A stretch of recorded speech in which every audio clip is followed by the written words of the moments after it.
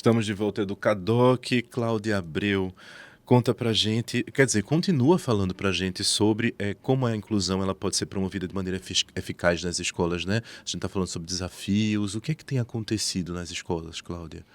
Pois é, Hugo, né? Como eu tinha colocado no bloco anterior, então assim, a gente teve uma elevação, né? Um aumento aí bem significativo, né?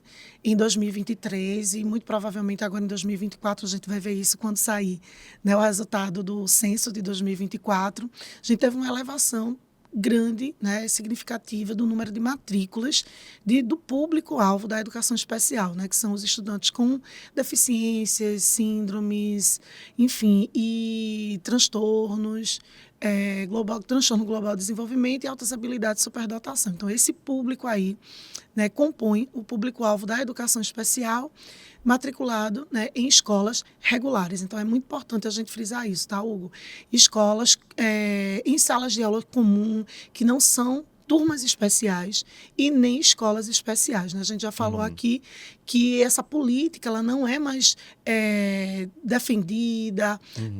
implementada, né, pelo poder público aqui no nosso país. Então, a gente Uhum. vem fechando progressivamente essas turmas e escolas especiais. E o que a gente vem percebendo, Hugo, primeiro, é o maior conhecimento da população, né, sobre os direitos, né, um direito que é humano, né, como a gente falou, constitucional, né, da pessoa com deficiência estar matriculado numa escola comum, né, numa escola regular. Uhum. Esse é o primeiro passo. Então, a gente aumentou o número de matrículas. Mas só aumentar o número de matrículas, Hugo, não significa dizer que a gente está fazendo inclusão. Tá? Uhum.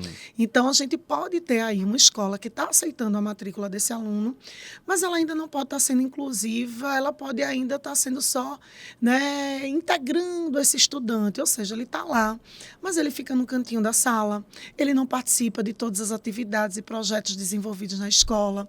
A escola, por exemplo, não não garante a acessibilidade, não só arquitetônica, mas metodológica, instrumental, comunicacional, atitudinal, né, em relação a esse estudante. Por exemplo, não promove uma formação, né, a qualificação dos professores para trabalhar numa perspectiva pedagógica inclusiva. Então, essa escola ela pode só estar recebendo esse aluno, mas ela não deve, às vezes, estar dentro do seu projeto educativo, desenvolvendo, né, um trabalho inclusivo. E aí, a gente vem percebendo, né, que as escolas públicas, por exemplo, agora mesmo na semana, findamos ontem, né, mas a gente tem trabalhos ainda, culminâncias acontecendo durante todo o mês de setembro e até o final do ano, de escolas públicas na rede estadual, né, que desenvolvem projetos a partir do atendimento educacional especializado, mas também de um trabalho colaborativo com os professores.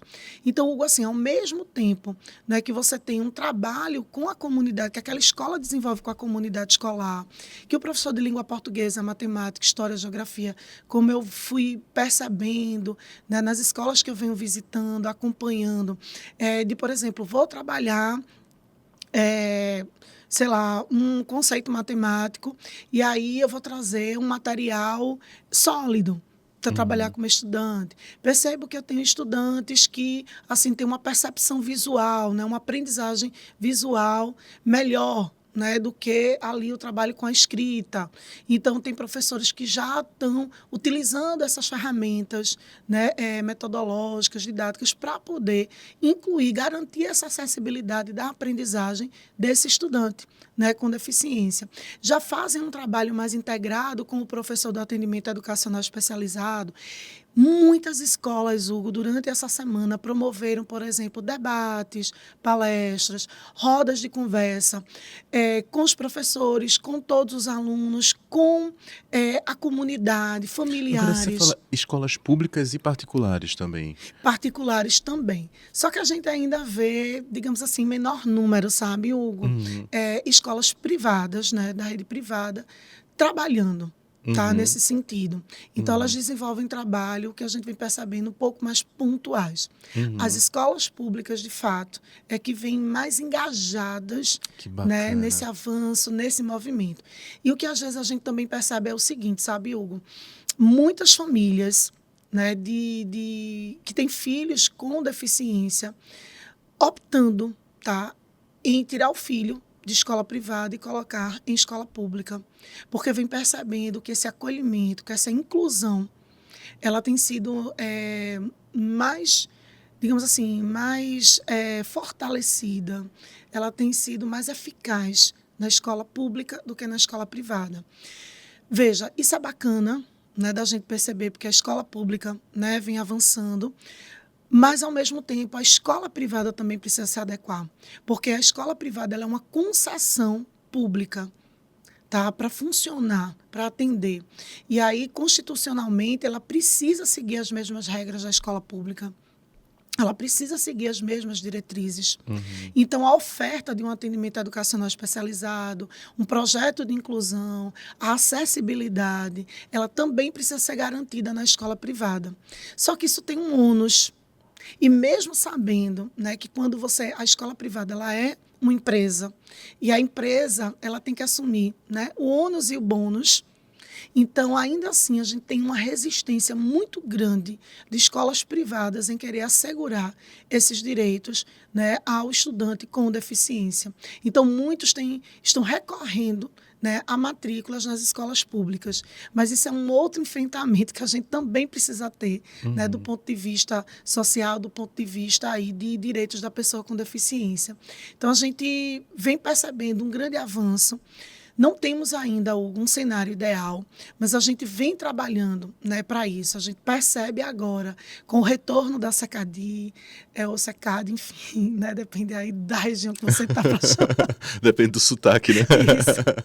Isso. Assim, do retorno da diretoria, né, de políticas aí que envolve todo o trabalho, né, com a política educacional voltada para a pessoa com deficiência no âmbito da SECADI, a gente está percebendo, por exemplo, chegando mais recursos, né, a retomada, por exemplo, de programas de financiamento, tipo das salas de recursos multifuncionais nas escolas públicas, de programas de formação continuada, por exemplo, cursos de aperfeiçoamento. Só esse ano, Hugo, eu tive acesso a pelo menos aí uns 18 a 19 cursos de aperfeiçoamento que várias instituições de ensino superior, entre federais e estaduais, né, institutos federais, universidades, passaram a oferecer, né, em parceria com o Ministério da Educação, para professores das redes públicas de ensino. Então, cursos, por exemplo, de práticas pedagógicas na perspectiva da inclusão. Recentemente, aqui o Instituto Federal de Pernambuco, do Sertão, está com um curso de especialização, se não me falha a memória, para gestão pedagógica na perspectiva da inclusão, está aí com matrículas abertas. Então, tem muito curso. Agora mesmo a UNB, eu estou fazendo esse curso sobre altas habilidades e superdotação, né, estudantes com altas habilidades e superdotação, que é um segmento assim, muito assim, pouco estudado, que a gente conhece muito pouco ainda, que a gente faz o rastreio e a identificação desse estudante, ainda com muita dificuldade, né, na rede pública de ensino. Então, tem muito curso, né, para o professor estar havendo muito investimento, a retomada desses investimentos e também a pressão da sociedade, Hugo. Então, a gente está tendo aí famílias, movimentos, associações, tá? de pais e de segmentos, né, da pessoa com deficiência física, visual, auditiva e por aí vai, cobrando, né, do poder público, mas também de instituições privadas, a sua participação, né, nesse trabalho, né, de inclusão social, que, na minha opinião, começa, né, com a educação. A educação ainda é uma porta, né, é um espaço, Hugo, de inclusão, né, fabulosa. E ela abre, né, digamos assim, as frentes para as outras dimensões da inclusão, né, na sociedade, no trabalho, que aí são outros aspectos. A gente talvez precisasse, Hugo, de um outro programa só para discutir, por exemplo, a empregabilidade, como é que o poder público vem pensando, por exemplo, nos jovens. A gente tem ainda, Hugo, tanto na educação, na saúde, na assistência social, na cultura, a gente tem políticas muito voltadas para a criança. E para, assim, o adolescente, no máximo aí até 14, 15 anos, mas principalmente para a criança, tá? Vamos pegar esse recorte. Quando esse jovem, né, quando essa criança já chega na fase da adolescência, ou na juventude, ou na fase adulta, parece que não existe política, né? Ou seja, como é que de fato eu vou ofertar a aprendizagem ao longo da vida, a educação ao longo da vida? O que é que está sendo ofertado para a pessoa com deficiência? Quando ela acaba o ensino médio, parece que ali encerrou. Segunda-feira eu tive numa escola onde tinha uma mãe justamente pedindo para que a filha, que concluiu o ensino médio, que tem uma deficiência intelectual, ela pudesse, pelo menos, retomar o atendimento educacional especializado na escola. Porque ela sentia falta da escola. Porque a mãe não encontrou nada, Hugo, para a filha, que tem, se não me falha a memória, 20 anos. Ela não encontrou nada no campo da educação, né? Do que a gente vê ali ainda na legislação, de aprendizagem ao longo da vida, de educação ao longo da vida. Então, a escola ela está preparada para ficar com esse estudante até a conclusão do ensino médio. Mas a etapa seguinte, como é que esse estudante que não vai para a universidade, ou que fez a opção de não ir para a universidade, o que é que a gente vai oferecer para ele? O que é que a gente vai oferecer do ponto de vista da empregabilidade, né? Do empreendedorismo para esse estudante na sociedade, né? Para essa pessoa com deficiência? Entende? Então, a gente tem uma lacuna ainda, Hugo, que precisa ser muito bem discutida enquanto política pública, e a gente precisa desenvolver isso no âmbito de política pública na sociedade, né, para poder fazer com que esses jovens, né, e adultos, de fato, possam ter um espaço na sociedade, possam ocupar esses espaços e não ficarem depois ociosos, né, com seus cuidadores em suas residências. Então, eles são capazes, sim, de produzir. Eles precisam gerar renda, né? Eles precisam atuar do ponto de vista do trabalho, e não só do trabalho enquanto geração de renda, mas do trabalho para se sentirem sujeitos produtivos na sociedade, né? Então, isso ainda é um grande desafio. Cláudia, eu vi um depoimento de uma mãe, uma dessas reportagens da BBC, que é uma mãe de uma adolescente com deficiência. E ela diz uma coisa muito forte. Ela diz assim, eu não gostaria que o meu filho continuasse vivo após a minha morte, porque eu não sei quem vai cuidar dele. É um depoimento muito Sim, forte, é uma coisa muito. Nenhuma mãe quer que seu filho morra, né? Que a gente queria que os filhos fossem para sempre, assim como nós, como filhos, queríamos que nossas mães, né, fossem fossem eternas. eternos. Mas você tá na Regional Recife Sul, só para as pessoas entenderem Uhum. que a gente divide esse gerenciamento da educação, digamos assim, no estado, em regionais, e Recife é dividido em duas regionais, a região norte e a região sul, de forma mais grosseira, né? Só para as pessoas poderem entender. E você está na Recife Sul e você atende mães, você recebe mães. Como é esse acolhimento, Cláudia? E como é essa tua a trajetória dessas mães quando elas chegam até você, e isso choca com a tua experiência também, né? Você está no lugar da educação, por exemplo, você ser uma professora, talvez isso fortaleça aí o teu discurso voltado para a educação. Claro, né, a tua experiência vai falar muito sobre isso, mas como é o acolhimento de mães que não têm acesso à política pública, ou que não têm conhecimento da lei? Como é esse acolhimento? Como é feito esse acolhimento? E que experiências são essas que você pode compartilhar com a gente hoje? Eita, algo assim, a gente tocou num ponto que é bem delicado, né? Digamos assim, essa. Eu vou falar de maternidade, porque, como eu falei, a maioria, né, de pessoas com deficiência, elas têm a mãe, né, como a Sim, primeira que levantou ali a voz para brigar por espaço, né, por eles. E, claro, assim, a gente tem, de fato, as mães que mais acompanham, né, os seus filhos, digamos assim, no seu percurso escolar. Ah, e a gente, de fato, tem muito. É um dos maiores temores, né, de uma mãe atípica. Eu não gosto muito desse termo, mas é assim que a maioria das mães, né, se denominam, porque eu acho que todo maternar ele é um diferente do outro, independente se o seu filho tem ou não, né, uma deficiência.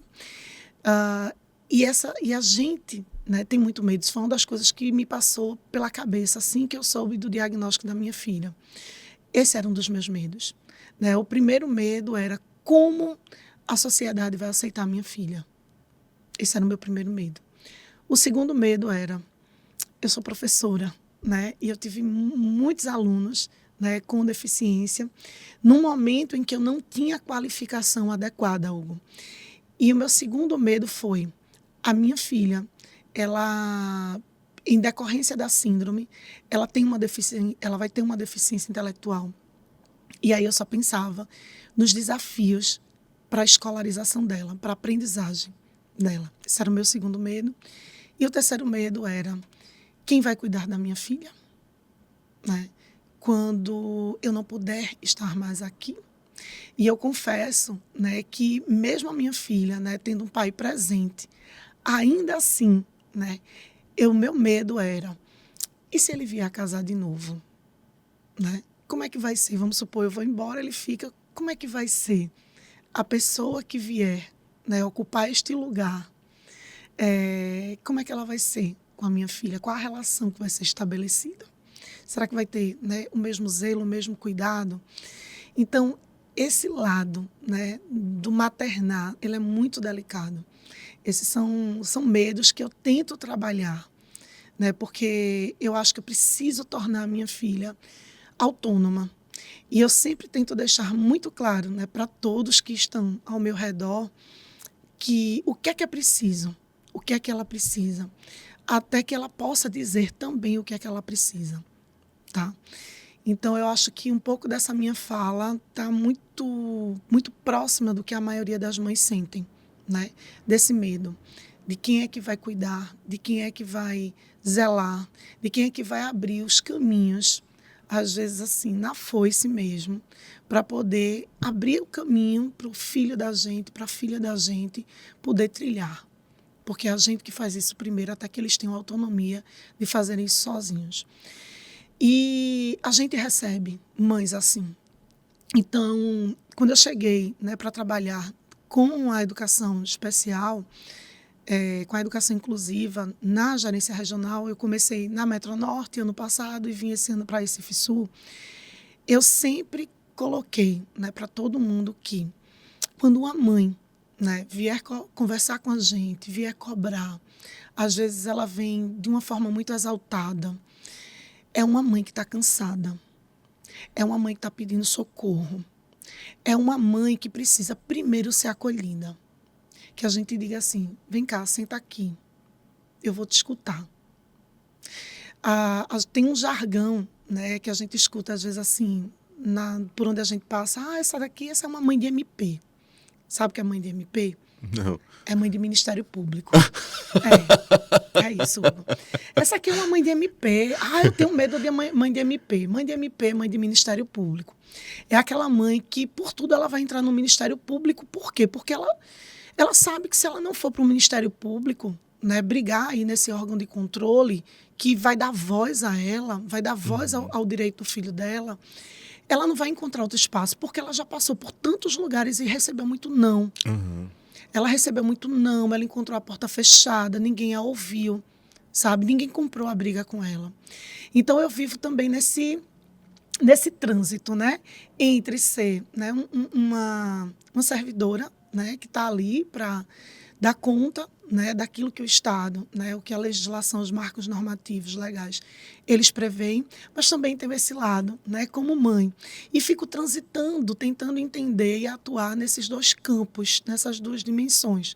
Então, ao mesmo tempo que eu digo, olha, gente, acolhe primeiro essa mãe, escuta essa mãe, não fecha portas. A pessoa que mais entende o filho é ela.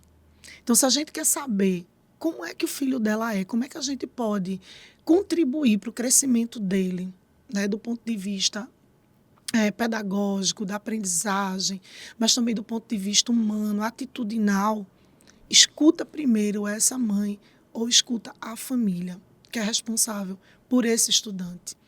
E aí, principalmente as mães, Hugo, são elas que vão mais brigar. Então, a gente, enquanto regional, pelo menos na Recife Sul, a gente está, né, a gestora, ela está num diálogo com a gente para ver se a gente também cria um espaço, inclusive, específico de acolhimento dessa mãe, de acolhimento, né, dessa família. A gente está identificando, estamos aí pensando nesse projeto, para que a gente possa estar recebendo, orientando, acolhendo, né, essas mães que às vezes precisam de um momento de escuta. Primeiramente, um momento de escuta. Na sequência, o que é que a gente pode fazer? Né? Porque são muitas situações, Hugo, sabe? Desde, às vezes, a falta do profissional, né? Às vezes até de conhecimento dela, ou até mesmo de aceitação, né, da condição, né, que o filho ou a filha dela tem. Porque a gente também vai ter situações em que a família, né, que a mãe, que o pai, ou o responsável, ainda não aceita, né, a condição, né, do seu filho ou da sua filha, tá? Então, é realmente, assim, ainda digamos assim, um âmbito muito desafiador. E a gente ainda não tem esses espaços. E quando eu digo espaço, Hugo, às vezes é o espaço físico para acolher, tá, essa família, essa mãe. E às vezes um espaço ainda, né, de parar e de fazer um momento de escuta, Uhum. tá? E também de empoderar essa mãe.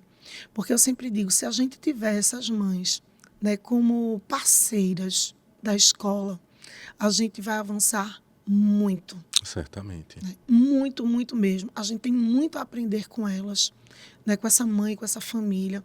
Como é que a gente pode trabalhar? Uma sugestão que às vezes eu dou assim para as escolas, para os professores é, olha, receber um aluno, né, com deficiência, está percebendo que a turma ainda não está conseguindo interagir de forma bacana com ele, ou às vezes a turma assim pensa, esse coleguinha está cheio de privilégio, ele tem mais tempo para fazer a prova, né? Oxente, a prova dele tem uma fonte maior do que a minha. Ele pode usar tablet, ele pode usar um computador, né? Uma tecnologia assistiva, para poder aí fazer. E eles não compreendem o que é isso, às vezes. Por que ele tem que fazer usar essa tecnologia assistiva? Porque, às vezes, esse aluno está respondendo a prova, não está fazendo a prova como todo mundo está ali de múltipla escolha, ele está fazendo com imagens. Ele está fazendo sendo avaliado com um instrumento diferente do que o outro aluno. Mas é aquela história, a gente está garantindo o direito igual, o direito de ser avaliado pela sua aprendizagem, o direito de estar sendo avaliado em relação às habilidades que a pessoa, né, que o estudante está desenvolvendo aqui naquele espaço escolar. Mas é necessário a gente dar condição diferenciada, a gente garantir a acessibilidade. E a acessibilidade, para a garantia da equidade, ela precisa oferecer condições diferentes. Por quê? Porque eu estou reconhecendo a diferença. Né? Porque eu estou dizendo, todo mundo tem o direito igual, mas como é que todo mundo vai acessar esse direito? Que é o de ser avaliado. Uhum. Né? Então, esse direito precisa ser distinto. E quando você fala, Cláudia, que eu acho bem interessante, você fala assim, a gente acolhe essa mãe, esse acolhimento, ele também é aprendizado, né? Porque você aprende com essa mãe. Essa escuta, ela também é de aprendizado. Então, eu percebo aí um duplo acolhimento, né? Porque quando a gente acolhe de verdade, a gente acolhe para ouvir e para a gente aprender. Qual é a lição que a gente tem para aprender dali? De que forma a gente pode pensar essa política pública para que ela realmente seja inclusiva, né? Isso. Você até falou, uma vez você veio aqui, você falou sobre educação inclusiva e educação especial, não é? Por que educação inclusiva? Por que educação especial?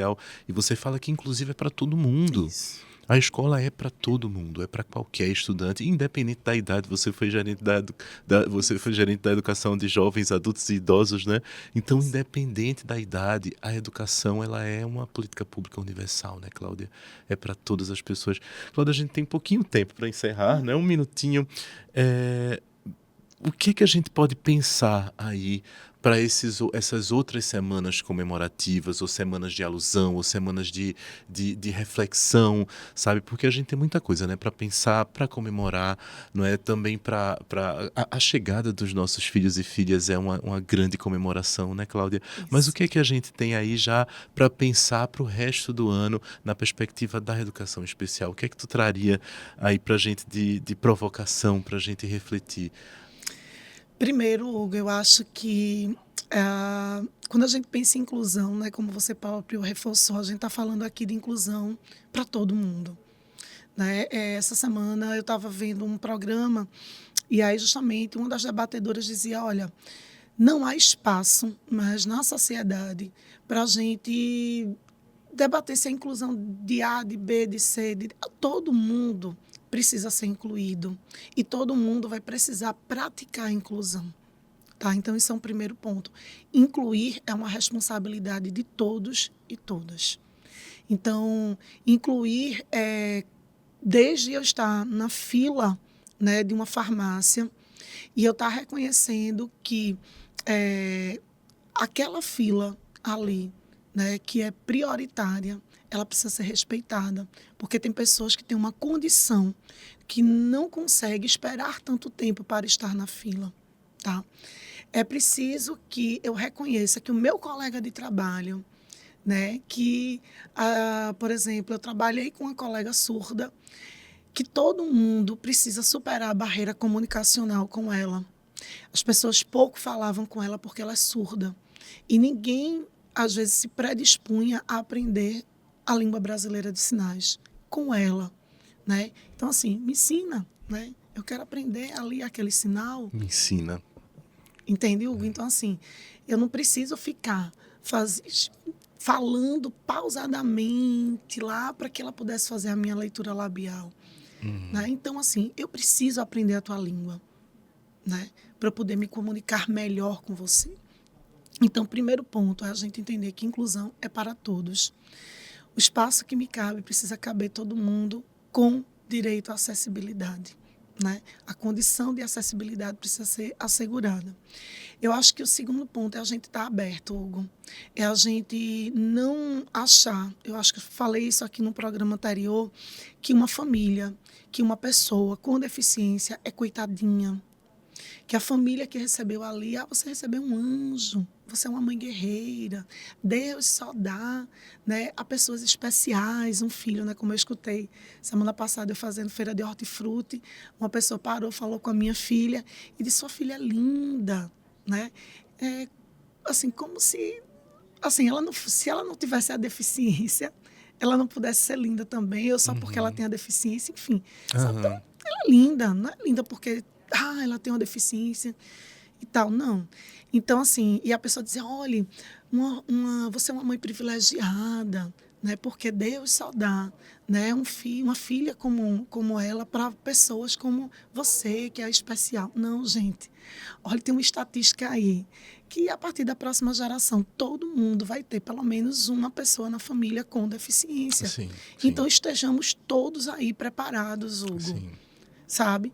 Então, por isso que é importante a gente se abrir, a gente se desprender dos estereótipos, a gente se policiar em relação ao nosso capacitismo. Né? A nossa cultura ainda é muito capacitista. Então, todo mundo precisa trabalhar para essa desconstrução. Né? Eu costumo dizer que eu sou uma mãe, uma mulher, uma professora, né? Uma profissional. Eu sou uma capacitista em desconstrução. Né? Então, desde o meu falar, né? Então, eu gosto muito dos termos usados corretamente, porque eu acho que quando você usa o termo correto, você está demarcando um lugar político de defesa e você também está demonstrando que atitude você tem diante daquilo. Né? Então, a pessoa com deficiência é uma pessoa com deficiência, pessoa com P maiúsculo, porque ela é uma pessoa e uma das suas características é a deficiência. Então, ela não é uma pessoa especial, ela não é portadora da deficiência. Eu não tenho um aluno especial. Isso, a deficiência não o torna especial. Né? A deficiência é apenas uma das suas características. Né? Fenótipas, neurológicas e por aí vai, física. Tá? Então, eu acho que a gente precisa, primeiro, cotidianamente enfrentar o capacitismo em qualquer situação, Segundo, a gente está realmente aberto a se desprender desses estereótipos, né? E a gente entender que inclusão não depende só dos profissionais que trabalham com isso. Inclusão é para todos e todo mundo precisa atuar nela, toda a sociedade. E é isso. Cláudia, mais uma vez, seja bem-vinda ao Educadoc. Espero que na próxima temporada você esteja aqui de novo. A tua Vou fala é muito torcer, pode me chamar. importante, é muito motivacional e volto a dizer, é uma honra ter você aqui. Obrigada, Hugo. Muito obrigada assim, pelo convite de toda a equipe aqui do Educadoc, né? Assim, pelo reconhecimento, né? Por achar que eu posso estar contribuindo, né? Com essa fala, com as experiências, partilhando um pouco desse conhecimento e dessas vivências. E eu me coloco sempre à disposição, né? Para a gente contribuir, seja com qualquer tema, né? Que esse programa entenda que é de relevância, né, que venha contribuir, de fato, para a sociedade. Como eu disse, o Educadoc, ele extrapola, né, o âmbito apenas da educação. Né, ele vai realmente como um espaço, ele é um espaço, né, de construção, aí, de discussão de temáticas que são extremamente relevantes para a sociedade. Então, muito obrigada, é um prazer enorme estar aqui debatendo com você, porque é uma conversa leve, né? A gente está aqui assim dialogando, discutindo realmente. Isso torna assim um momento de uma leveza tremenda. Então, muito obrigada aí pela oportunidade novamente. Nós aqui agradecemos, Cláudia. E a gente volta amanhã com mais Educadoc. Um abraço, pessoal de casa. Obrigada.